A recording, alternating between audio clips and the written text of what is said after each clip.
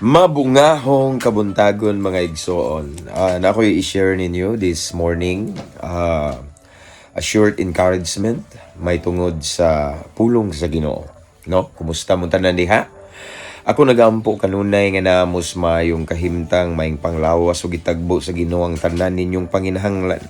Pasensya na nga tagsa na ko mag-live tungod kay medyo na busy ko apan mga igsoon sa pagampo na ako kanunay nakiguban ninyo. So, this morning, nalang ko i-share nyo mga igsoon short video may tungod sa atong pagsunod sa Ginoo. Sa ding nangalagad na ta sa Ginoo mga igsoon, naka-decide ta nga ning sunod ni Lord. We have faith in Jesus and ato siyang gituuhan nga siya ang atong manluluwas, siya ang atong master, siya ang atong agalo no kita iyang sulugoon, kita iyang servant. Kabalo pa mo igsoon nga naay duha ka klase sa unos nga posible natong masinati. So mao ni akong i-share karon. Naay duha ka klase sa unos. Puro ni siya unos nga ato ni siyang masinati sa atong pagsunod sa Ginoo. Una nga unos igsoon, ako lang ning highlight ang nahitabo ni Jesus og sa iyang mga disipulo. Kato bitaw ang gilid ni Lord ang iyang mga disciples nga motabok mutabok sa pikas unya magsakay og sakayan. Kabantay mo to kinumdum mo kato nga event sa mga disciple ni Jesus. Si Jesus mismo nag-lead sa mga disciple niya nga motabok atong pikas, no? Sakay sa sakayan. Unya ang mga disipulo igsoon, of course ning sunod lang sila. Ming obey sila sa giingon ni Jesus nga muuban niya sa sakayan. But not knowing nga si Lord nag-design og storm sa unahan.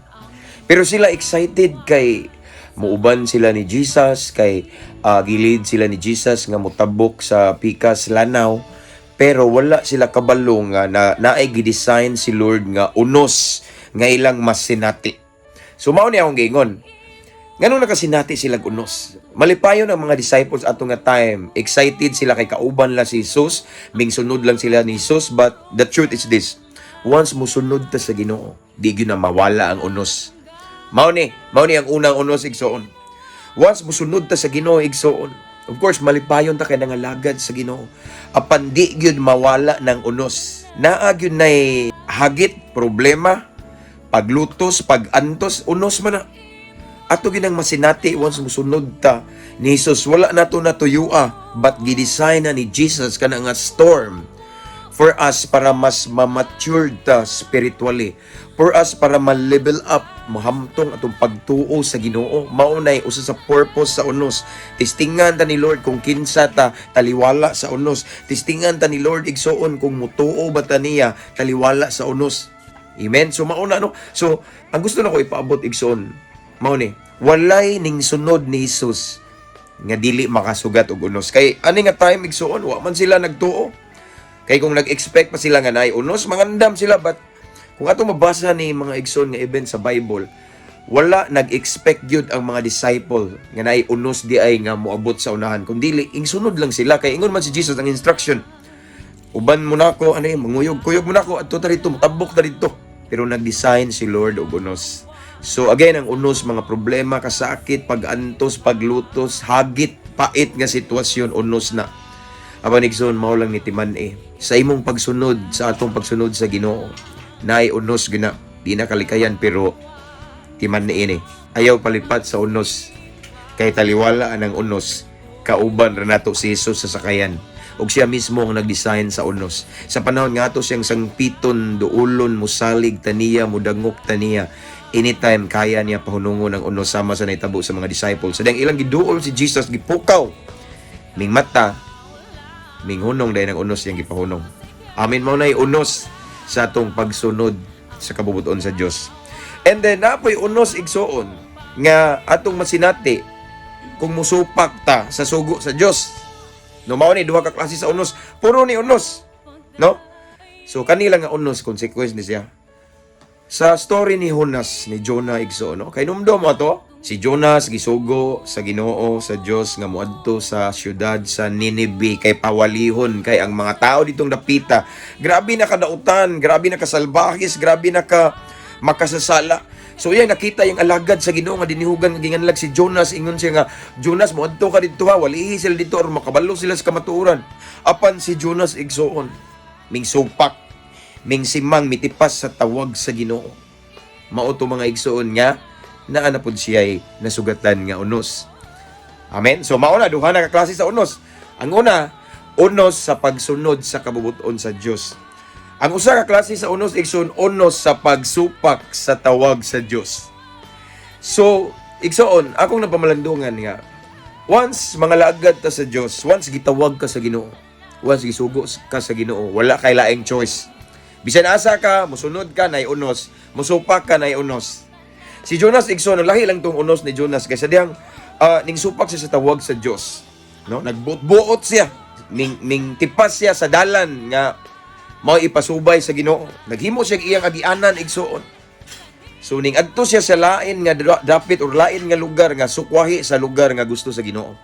Mao tong gisugat siya unos og ang nakapait aning ikaduhang unos igsoon. Lahi ni siya sa unos nga ning sunod ka sa kabubuton sa Dios kay kaning unos sa pagsupak sa kabubuton sa Dios. Dili lang ikaw ang nag-suffer sa consequence. Dili lang ikaw ang nag-antos kundi ang tanan nga naa nagpalibot nimo. Ang tanan nga connected nimo ug sa imuha pa ng pamilya, imong pamilya madamay, imong igsuon, imong kaliwat ug kadugo ug asa karon dapita pwede pa na naay mahitabo nga negatibo ana nga mga tawo nga nagpalibot nimo tungod kay ning supak kas tawag sa Ginoo, no? Kaning ikaduhang unos igsoon, kaning unos sa pagsupak sa kabubuton sa Dios, lahi ni kay daghan mapagan, daghan magantos sa imo ra untang pagantos. Amen. So akong balikon, what ay choice igsoon.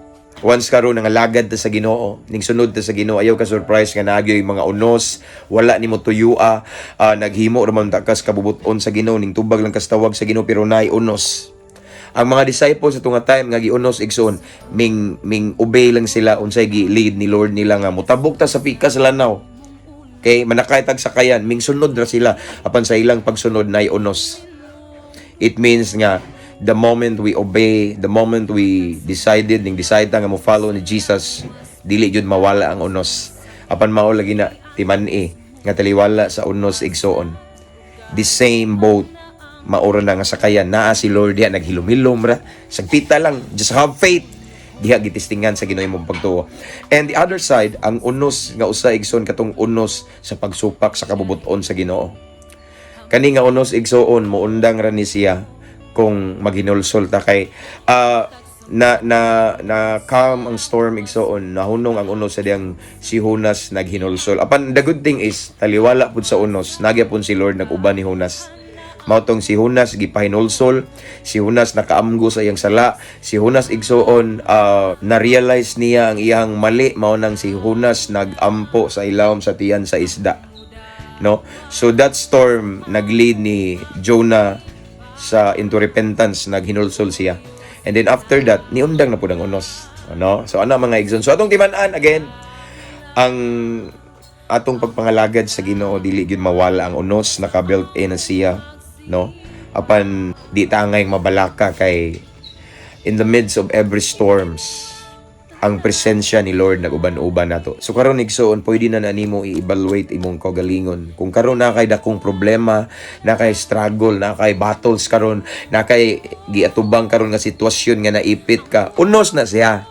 Now, pwede na nimo una-unaon or pamalandungan kung unsa ka na siya nga unos. Unos ba na sa imong pagsunod sa kabubuton sa Dios? Unos ba na sa imong pagsiyes sa tawag ni Lord? Or unos na sa imong pagsupak sa kabubuton sa Dios? Ikaw rin nakabaluan na. And I believe na Holy Spirit makigistorya nimo kung unsa na nga unos ang imong nasinati karon. Ang ako lang nga igsoon gipahinumduman lang tamo. Okay? So usa lang ni kagamahing pagdasig ug pahinumdum, pag-enlighten na to mga igsoon ning taknaas kabuntagon, ampo, amping, abante. To God be all the glory. God bless everyone.